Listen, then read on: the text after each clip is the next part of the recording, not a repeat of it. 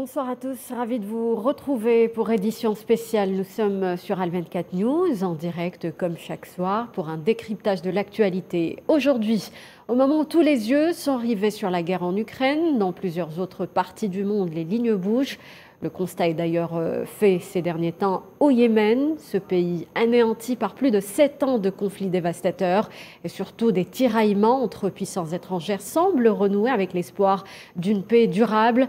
Au vu des derniers développements sur le terrain, d'abord une trêve instaurée depuis le début du mois du Ramadan qui tient bon, qui semble tenir bon, et un processus de négociation qui serait sur la bonne voie. La question se pose, s'agit-il d'un simple répit ou plutôt l'amorce d'un réel apaisement de plus longue durée? On en parle ce soir avec mes invités. J'ai le plaisir d'avoir avec nous ce soir Monsieur François Deroche.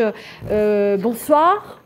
Bonsoir. Vous êtes militant, défenseur des droits humains, président de l'association Justice et Droits sans frontières. Et on essaye de joindre d'un moment à l'autre Monsieur Khalid Ben Yahia, politologue spécialiste en relations internationales. Et pour commencer ce débat, on l'a dit, le conflit au Yémen prend en ce moment un tournant décisif avec une nouvelle donne sur le terrain de la guerre, avec ce cessez-le-feu qui a été instauré entre belligérants, mais également un nouveau contexte politique avec l'arrivée au pouvoir d'un conseil présidentiel qui prend justement le pouvoir, les pleins pouvoirs du président qui était jusque-là en place, Monsieur Abd Rabbou Mansour Hadi.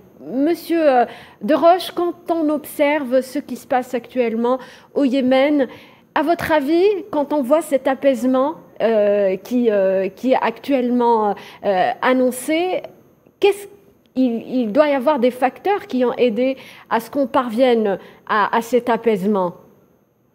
Bien sûr, bonjour à vous, bonjour à vos téléspectateurs. Bien sûr, il y a un apaisement, un semblant d'apaisement, un apaisement de façade. C'est suite surtout au forum de Doha du mois dernier. En tout cas, aujourd'hui, les choses sont quand même malgré tout, il reste un conflit politisé, un conflit difficile à résoudre parce qu'on fait de la guerre par procuration. Les Houthis font la guerre par procuration à travers l'Iran et les Yéménites, les forces yéménites, si on peut dire qu'il y a des forces yéménites, font la guerre pour la coalition arabe qui ont commis d'ailleurs de part et d'autre des crimes de guerre, des crimes contre l'humanité, et on ne peut pas également être jugé parti. Aujourd'hui, effectivement, vous parlez de ce conseil présidentiel, mais ce conseil présidentiel, moi je veux bien, sauf que aujourd'hui il y a des gens qui sont absents, qui ne répondent pas à l'appel.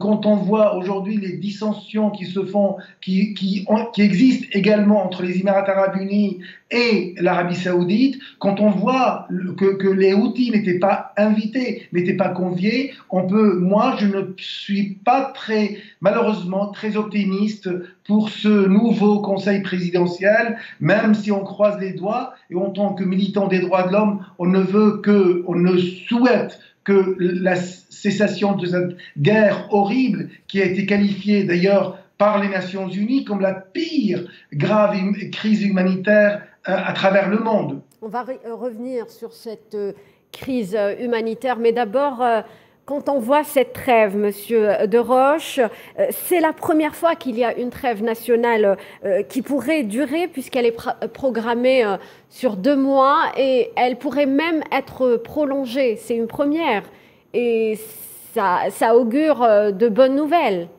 Bien sûr, que Dieu vous entende. J'espère que cette trêve continuera. D'ailleurs, il y a quand même des éléments. L'Arabie saoudite, elle a constaté son échec. La coalition arabe a constaté l'échec de cette guerre. Et aujourd'hui, ils n'arrivent pas à avancer. Aujourd'hui, les Houthis ont pris le dessus, malgré tout, même si on peut parler de dessus de cette guerre. Donc, il y a quand même une véritable avancée des Houthis par rapport à la coalition arabe. Et aujourd'hui, le prince Ben Salman veut redorer son image parce que cette guerre reste une sale guerre. Oui, c'est une guerre qui nuit à l'image de l'Arabie saoudite. Absolument, il essaye de s'en dépénétrer, si vous voulez. Il essaye de sortir de cette guerre avec la tête haute, bien sûr, mais moi je pense que si on veut sortir la tête haute, il faut quand même un tribunal pénal international qui puisse juger les crimes de guerre, les crimes contre l'humanité. Ouais. Et puis, vous savez, il y a un président, le président Hadi aurait pu signer tout simplement pour la Convention de Rome, pour le tribunal pénal international. Il a refusé de signer. Pourquoi il a refusé de signer? Parce que M. Hadi, depuis le déclenchement de la guerre, il est en Arabie Saoudite, il est protégé par les Saoudiens, et puis si aujourd'hui il signe cette convention de Rome, il va mettre ses hôtes devant le tribunal pénal international, ce qui n'est pas pour le moment envisageable. Abdrabou Mansour Hadi, qui a été cette fois-ci, on l'a vu dans ce nouveau contexte politique, écarté par l'Arabie Saoudite. Comment l'expliquer, Monsieur De Roche, à votre avis? Encore une fois, c'est un arrangement de façade. On a mis cette personnalité, d'ailleurs, on a mis cette personnalité sans inviter les principales personnalités intéressantes. L'Arabie Saoudite, d'ailleurs, l'allié de l'Arabie Saoudite, qui était les Émirats Arabes Unis, n'est pas d'accord avec ce conseil présidentiel. Ce conseil présidentiel, ils essayent, c'est un conseil présidentiel biaisé, qui n'a absolument aucune légitimité, même s'il a donné le pouvoir. Il faut dire également que M. Hadi n'avait absolument aucune autorité. C'était la marionnette de l'Arabie Saoudite et la marionnette également de la coalition arabe. Il faisait tout ce que la coalition arabe lui demandait de faire. Alors, quelle est l'utilité, on va dire, de ce conseil présidentiel qui a été installé ?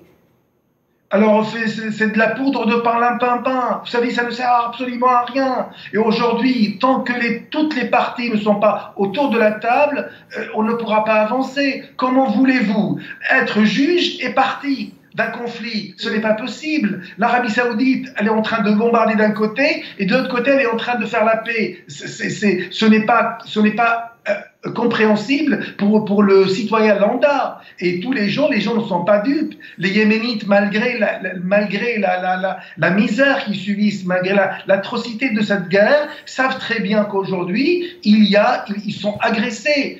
Alors moi je dirais même qu'il y a les agresseurs, les Houthis sont des agresseurs, la coalition arabe sont des agresseurs, l'armée yéménite des agresseurs, et il y a une victime. La victime, c'est le peuple yéménite. Il y a 14 millions de Yéménites qui sont dans la famine. Vous savez, la famine, c'est ne pas avoir de quoi manger. Alors, à votre avis, Monsieur De Roche, si on voit un petit peu la situation actuelle avec cette trêve qui a été instaurée, est-ce qu'on peut s'attendre à ce qu'il y ait des négociations de part et d'autre entre les deux parties? Écoutez, évidemment, l'Iran essaye aujourd'hui, il est en train à Vienne pour la convention, pour les négociations sur le nucléaire iranien. Aujourd'hui, il avance cette carte pour essayer de calmer le jeu et dire que voilà, moi je suis, avec moi vous allez avoir une vie meilleure, des lendemains meilleurs, avec un Yémen sans guerre. Mais encore une fois, tant que vous allez voir, tant que ces négociations vont se terminer ou s'ils arrivent à des difficultés. Vous parlez, Monsieur De Roche, vous parlez des négociations entre l'Iran et l'Arabie Saoudite. Moi, je voulais un petit peu m'intéresser aux négociations inter-yéménites. Alors, mais encore une fois, comment voulez-vous appeler les Houthis alors qu'ils n'ont pas été invités? Oui. Ils subissent d'ailleurs, les Houthis, je ne sais pas si vous avez remarqué, si vous avez lu entre les lignes, les Houthis ne reconnaissent pas cette trêve. Les Houthis ne reconnaissent pas la trêve. C'est-à-dire qu'aujourd'hui, moi je veux bien, mais on va dans le néant. Aujourd'hui, on n'a pas d'interlocuteur valable. Oui. Et d'ailleurs, les sept personnalités de ce conseil présidentiel ne représentent pas le peuple yéménite dans sa globalité. Aujourd'hui, si on veut avoir la paix, il faut que toutes les parties belligérantes soient présentes et puissent s'exprimer et puis donner leur avis. On peut pas imposer.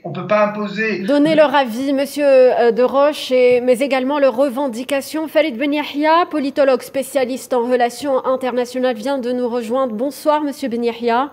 Bonsoir, madame. Si on devait analyser la situation, les derniers développements actuellement au Yémen, avec cette trêve qui a été instaurée dans le pays, une trêve qui tient bon, qui dure et qui pourrait même être prolongée, et également un nouveau contexte politique avec l'arrivée d'un nouvel organe qui est le Conseil présidentiel à la place, donc qui prend les pouvoirs du président Abd Rabbou Mansour Hadi. Bon, bismillah ar-Rahim. La première des choses, lorsqu'on parle de la situation au Yémen, c'est une situation qui est très conflictuelle, qui a beaucoup d'intérêts, donc de la part de certaines puissances régionales, donc notamment l'Arabie Saoudite et l'Iran. Oui. Et à travers tout ça, donc au niveau du Yémen, il faut pas oublier qu'il n'y a pas d'État. C'est des tribus, d'accord. Donc il y a ce qu'on appelle la culture tribale qui prime au niveau du Yémen. Il y a aussi donc les sunnites, il y a les chiites, donc c'est une situation, je dirais, qui pèse lourdement. Comment régler ce problème?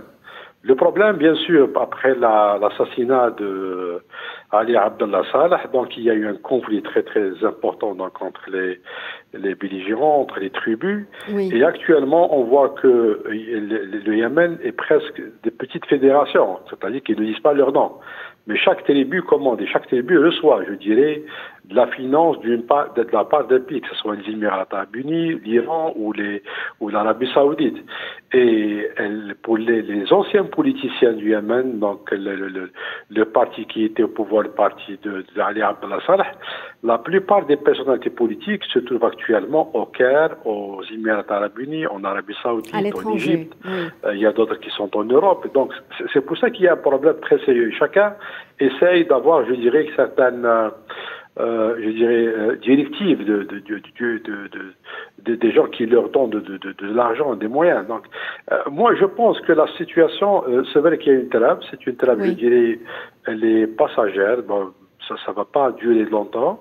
La condition pour qu'on puisse réussir cette trêve, il faut qu'il y ait un sommet ou plus ou moins une rencontre entre les Saoudiens et les Iraniens. Oui. Parce que si on règle pas le problème des Houthis, le problème du Yémen ne va pas être réglé. C'est impossible. Justement, ces négociations ont lieu en ce moment et l'Arabie Saoudite réfléchit justement à profiter de la situation pour se retirer de ce conflit. Est-ce que pourquoi l'Arabie Saoudite veut se retirer? Elle veut se retirer pour plusieurs raisons. Oui. La première raison, c'est que actuellement, le roi d'Arabie Saoudite ou son fils, donc Mohammed Ben Salman, ne s'entendent plus avec Joe Biden. Oui. Avec l'administration des démocrates. Donc il y a un problème, je dirais, politique qui se pose entre eux. Eux, ils s'entendent beaucoup plus avec les démocrates, avec les républicains que les démocrates. Donc il y a une nouvelle donne due au conflit ukrainien. Est-ce qu'il y a un lien, Monsieur Falid Ben Yahia? Bien sûr, le conflit ukrainien entre la Russie. Et le deuxième point, la décision de l'Arabie Saoudite, qui est, je dirais, un allié stratégique, qui a une relation stratégique avec les États-Unis. Donc, ils ont commencé à accepter d'utiliser le rouble. Et plus tard, ils vont utiliser le yuan. Oui. D'accord? Ça veut dire qu'il y aura un panier de devises. Et là, ça va menacer le dollar. C'est pour ça qu'il y a ce conflit. Oui. Et l'Arabie Saoudite, et le Yémen actuellement, il coûte très cher à l'Arabie Saoudite. Donc, oui. c'est plusieurs milliards de dollars qui sont engloutis au niveau du Yémen. Et actuellement, les Houthis sont arrivés à fabriquer, à travers les experts et conseils iraniens, à fabriquer des missiles. Ils les envoient constamment vers l'Arabie Saoudite, vers les raffineries et vers les Émirats arabes unis. Donc, il y a une menace réelle dans la région.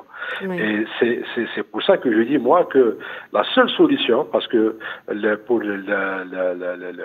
comment dirais-je, le prince héritier Salman, parce que son père, il est vraiment âgé, il est malade, fatigué, il risque risque de mourir un jour ou un autre. Donc, mais il ne veut pas avoir un héritage, je dirais, avec une guerre au Yémen. Donc, il va utiliser de tous ses moyens pour sortir de cette guerre. Il va utiliser de ce moyen. Donc, je dirais, c'est une étape. Mais l'étape finale n'est pas encore arrivée. L'étape finale, c'est que ils doivent discuter directement avec les Iraniens. Parce que sans l'Iran, le conflit du Yémen ne sera pas résolu. On va revenir sur ce processus de négociation qui a justement été entamé entre l'Iran et l'Arabie Saoudite. Mais avant, Monsieur François Deroche, vous avez parlé de Houthis qui sont en position de force actuellement, qui ont avancé sur le terrain militairement. Quelles pourraient être leurs revendications dans ce contexte actuel ? Je voudrais rajouter quelque chose à ce qu'a dit votre invité. Oui. Je voudrais également dire que le président Biden a demandé à l'Arabie Saoudite d'augmenter la production de pétrole aux Émirats Arabes Unis, qu'ils ont refusé. Ils ont refusé tout simplement parce que l'Arabie Saoudite et les Émirats Arabes Unis soutiennent Poutine actuellement. Donc il y a effectivement un conflit entre l'administration américaine et l'administration américaine et l'Arabie Saoudite et les Émirats Arabes Unis. Donc ça, c'est la première chose. Ensuite, on a remarqué que les Houthis, depuis quelque temps, attaquaient les installations pétrolières. Ils ont une capacité balistique qui est assez importante, avec des missiles, des drones armés. Et puis cette situation aussi également a probablement persuadé les Émiratis surtout à mettre fin à cette guerre. Ils ne sont pas arrivés autour de la table de négociation comme ça pour la beauté des yeux des Houthis, mais c'est parce que les Houthis devenaient de plus en plus dangereux, de plus menaçants pour le pétrole saoudien, pour le pétrole émirati, et que là, ils étaient quelque part obligés de venir négocier. Une dernière chose également, c'est que malgré tout, les Houthis, ils étaient en avance par rapport à la coalition arabe. Maintenant, ils connaissent quelques difficultés dans leur avance. Ceci dit, cette trêve d'après les Saoudiens, c'était pour respecter le droit, respecter le mois sacré du Ramadan. Il faut attendre un peu la fin du Ramadan dans 4 jours, 5 jours. On attend voir comment ça va se dérouler, comment ça va avancer.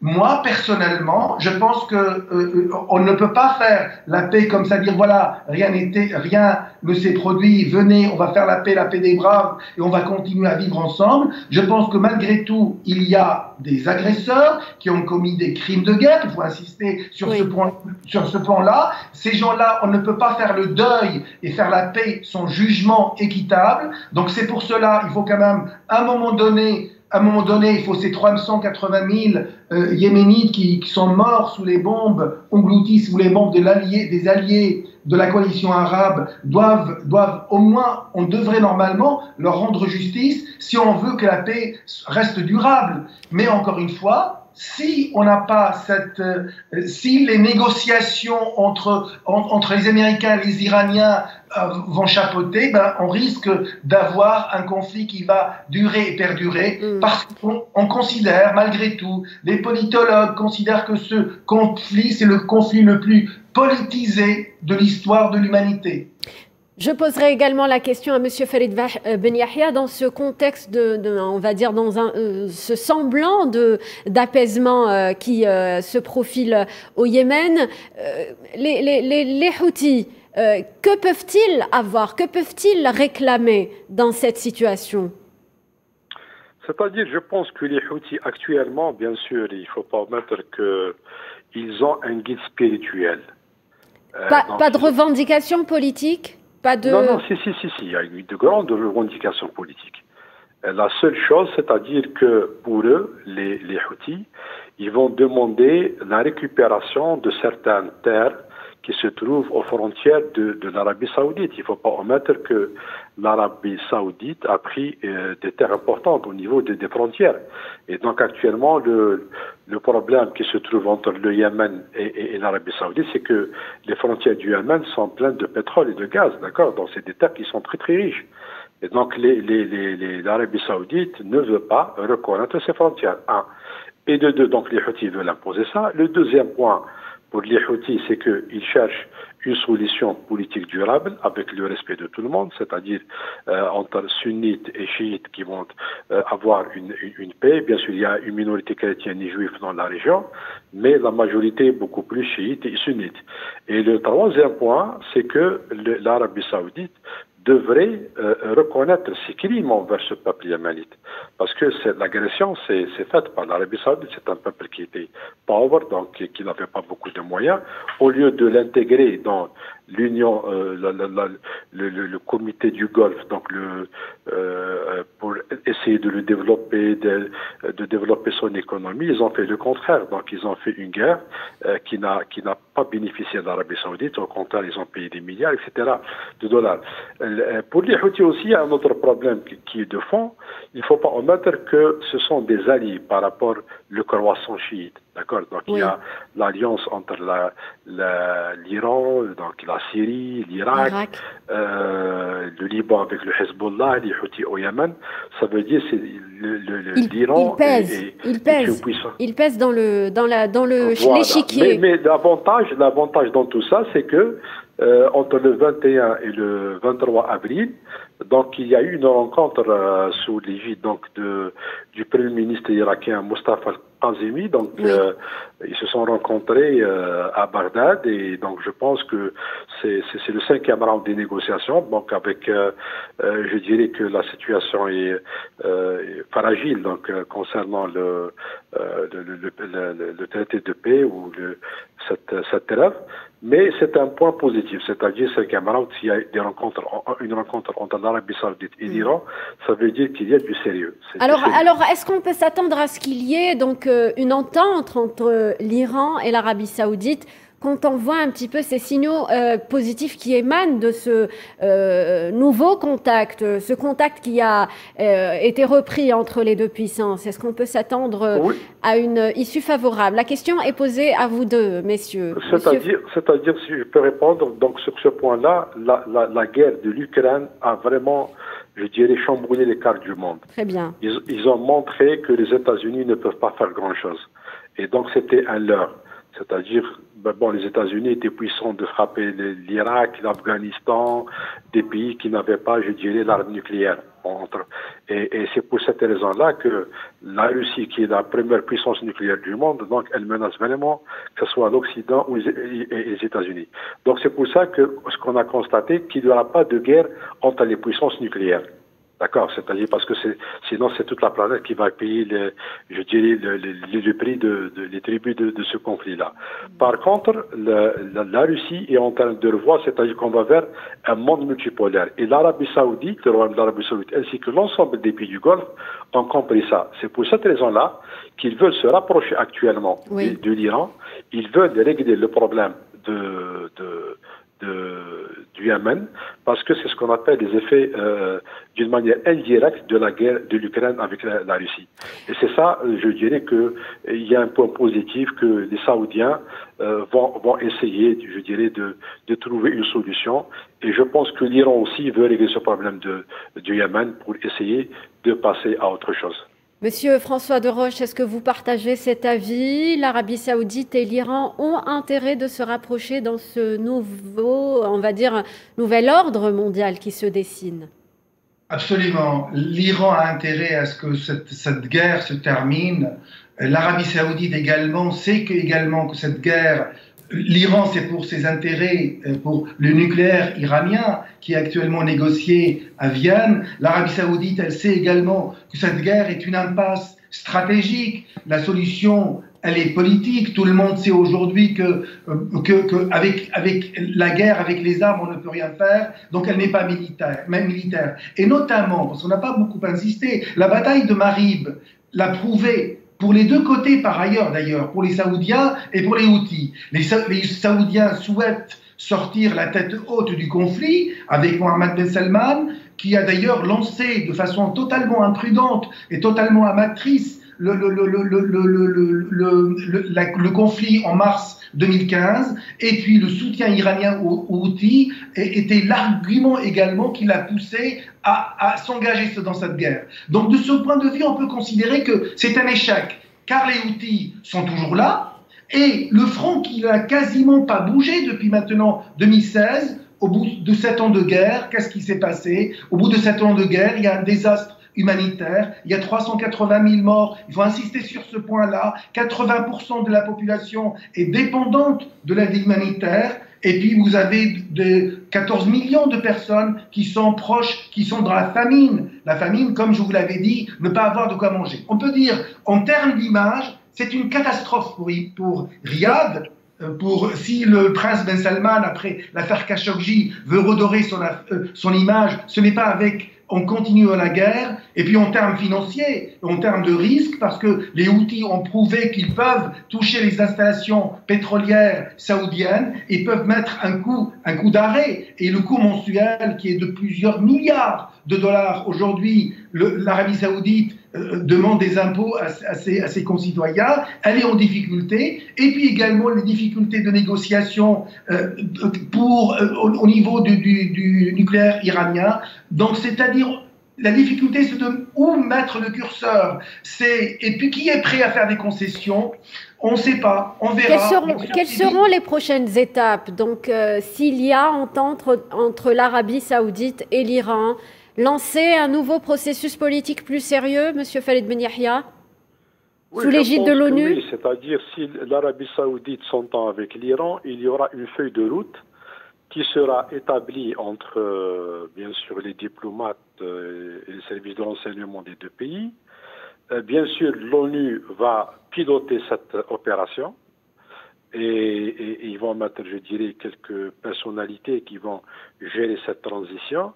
Il y aura une réunion importante, je dirais, des belligérants, donc des anciens responsables du parti de Ali Abdullah Saleh, donc des Houthis, donc des autres groupes, je dirais, au niveau du Yémen, des autres partis politiques. Une équipe plus représentative. Et après ça, je pense qu'il y aura une feuille de route qui vont essayer de faire la paix entre eux. Et à partir de là, c'est-à-dire il y aura un nouveau Yémen. Un nouveau Yémen où c'est pas l'Arabie saoudite qui va, je dirais, le piloter, d'accord? C'est-à-dire il y aura quelques personnalités politiques qui vont être, je dirais, liées à l'Arabie saoudite, mais je pense que la majorité des Yéménites vont avoir de bonnes relations, je dirais, beaucoup plus avec l'Iran et ainsi avec peut-être l'Égypte. L'Égypte qui a quand même de grandes personnalités yéménites qui sont là-bas, et je pense que l'Égypte va jouer une carte très importante. Bien sûr, il y aura des Américains, les Européens qui vont jouer la carte d'autres pays, mais les relations, je dirais, du Yémen vont être, je dirais, ce qui m'inquiète le plus à travers le Yémen, c'est beaucoup plus le comportement des tribus, c'est-à-dire il faut qu'il y ait Justement, il ne faut pas omettre la région du sud du Yémen. Voilà, parce que sinon on risque d'avoir un Yémen qui va être disloqué ou fédéré. François Deroche. C'est ça le risque. Vous savez, cette guerre va faire ressurgir la blessure de la guerre civile de 1994. Vous savez qu'après la réunification au forceps de Abdullah Saleh au profit du Nord, alors qu'on sait que les deux Yémen ont longtemps été séparés. Vous savez, l'ancienne République démocratique, qui était marxiste-léniniste, alors que le Nord demeurait plutôt tribal. Et justement, c'est ces tribus qui aujourd'hui ne font pas partie des négociations. Les zaïdistes au sud du Yémen, il y a aussi un topisme autonomiste, et, il y a aujourd'hui qui est instrumentalisé par les Émirats arabes unis. Et puis je voudrais également vous dire, il y a aujourd'hui l'île de Socotra. Aujourd'hui on a les Émirats arabes unis qui donnent la nationalité émirati à ces gens-là. Donc comment voulez-vous faire si demain il y a une paix? Donc il faut enlever la nationalité à ces gens-là. Donc effectivement, ça illustre, si vous voulez, la complexité. la superposition, surtout des intérêts, les ingérences géopolitiques de part et d'autre, externes et internes, qui interfèrent avec les agendas, avec le Yémen. Le Yémen est devenu malheureusement un jeu d'échecs pour les puissances internationales, et y compris pour les tribus, et ces tribus yéménites. Votre invité a insisté sur ce plan-là. Effectivement, il a raison. Et ces tribus ne sont pas tous conviés à la table de négociation. Et ils ont toujours cette revendication de cession par rapport au gouvernement, par rapport au Yémen qu'on connaît aujourd'hui. Vous l'avez dit, Monsieur François de Roche, cette guerre au Yémen a provoqué aussi l'une des plus graves tragédies humanitaires au monde, avec plus de 380 000 morts et des millions de déplacés. Quel sera l'avenir des Yéménites actuellement? Comment peut-on donc l'envisager? Vous savez, un enfant qui n'a pas été à l'école pendant 8 ans, c'est un enfant qui va devenir un alphabète. Un enfant, c'est une génération sacrifiée. Ce sont des vies gâchées. Je dois souligner que vous êtes défenseur des droits humains.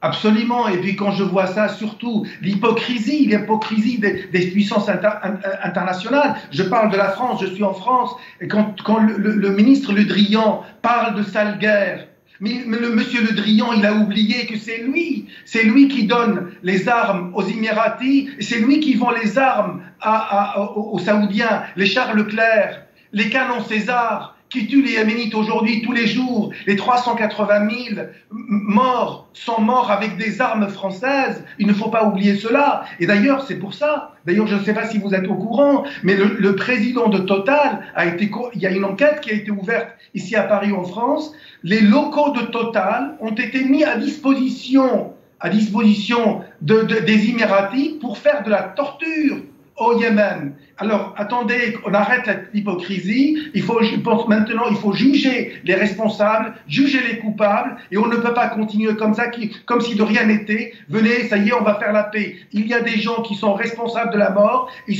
y a des gens qui sont responsables de la mort de 380. Comme vous l'avez dit, moi je reste persuadé que le chiffre est beaucoup plus important, oui. Mais également toute cette génération qui est gâchée, qui va conduire le Yémen demain, qui va nourrir ces vieillards qui vont être à la retraite, qui va nourrir qui va se traiter, qui va indemniser tous ces gens-là qui sont handicapés, qui n'arrivent plus à bouger, à marcher. Donc malheureusement, la route est très longue et il y a beaucoup à faire. Bien sûr. Pour reconstruire le Yémen et pour reconstruire une population qui a payé le plus lourd tribut dans cette guerre, Monsieur Falid Ben Yahya.